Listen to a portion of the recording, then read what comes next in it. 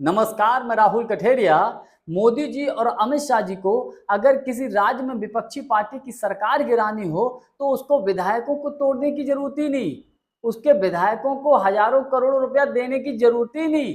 अब तो मोदी जी और अमित शाह जी एक ऐसा बिल लेकर आए हैं, 30 दिन के लिए मुख्यमंत्री को जेल भेज दो और 30 दिन के बाद तो उसका मुख्यमंत्री का पद ही चला जाएगा।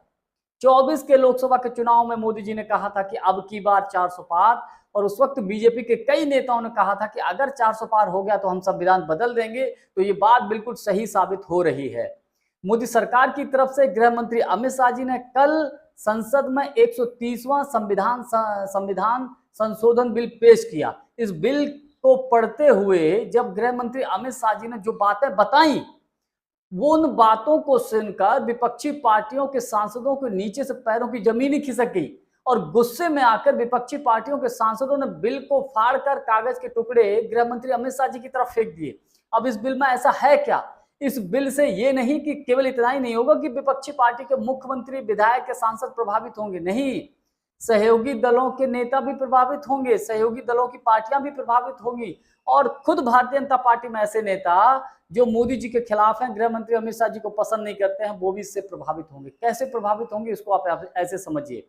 मोदी सरकार या गृह मंत्री अमित शाह जी ने जो बिल कल पढ़ के सुनाया संसद में, इसमें यह है कि किसी भी मुख्यमंत्री को अगर 30 दिन के लिए जेल हो जाती है तो 30 दिन के बाद उसका मुख्यमंत्री का पद चला जाएगा। अब आप सोचिए, विपक्षी पार्टी के किसी नेता को निपटाना हो, उसका राजनीतिक करियर खत्म करना हो तो किसी भी आधार पर ईडी, इनकम टैक्स, सीबीआई को लगाकर पीछे 30 दिन के लिए जेल भेज दीजिए। केजरीवाल साहब जा चुके हैं, हेमंत सोरेन जा चुके हैं। अगर ये बिल पहले पास हो गया तो होता तो उनकी तो राजनीति खत्म हो गई थी। तो ये सिर्फ, और चंद्रबाबू नायडू जी तो निशाने पर है ही, कहा जा रहा है कि उनको भी निशाने पर लिया जा रहा है। जिस तरीके से खबरें आ रही है कि वो इंडिया गठबंधन के टच में है, तो नायडू, नीतीश कुमार जैसे तमाम ऐसे नेता जो मोदी जी से जरा सा भी टेढ़ा चलेंगे तो उनको अंदर कर दिया जाएगा, उनकी पूरा का पूरा राजनीतिक कैरियर ही खत्म हो जाएगा। नेता प्रतिपक्ष राहुल गांधी ने इसको लेकर कड़ा ऐतराज जताया। उन्होंने कहा कि मोदी जी अब जिस चेहरे को मोदी जी पसंद करेंगे केवल वही रहेगा, मोदी जी को जो चेहरा पसंद नहीं आएगा उसको हटा दिया जाएगा। यानी कि लोकतंत्र और संविधान को खत्म करके तानाशाही की शुरुआत करना चाहते हैं मोदी जी, यानी कि राजशाही लागू करना चाहते हैं। और भारतीय जनता पार्टी में तमाम ऐसे नेता हैं, जैसे शिवराज सिंह चौहान, जैसे वसुंधरा राजे सिंधिया, तमाम ऐसे लोग हैं। अच्छा, भ्रष्टाचार की बात आई, नैतिकता की बात कर रहे थे गृह मंत्री अमित शाह जी ने। केसी वेणुगोपाल और धर्मेंद्र यादव जी ने कड़ा प्रहार किया अमित शाह जी के ऊपर कि आप नैतिकता की तो बात ना ही करिए। आपकी महाराष्ट्र में जो एक नेता है अजित पवार जी, डिप्टी सीएम है, आप कह रहे थे कि उनको चक्की पीसिंग करवा देंगे। कुल मिलाकर इसमें हालांकि नैतिकता के आधार पर यह भी कहा गया कि सब पीएम भी शामिल है, प्रधानमंत्री भी शामिल है। अरे किसी की मजाल प्रधानमंत्री के ऊपर कोई कार्रवाई कर दे।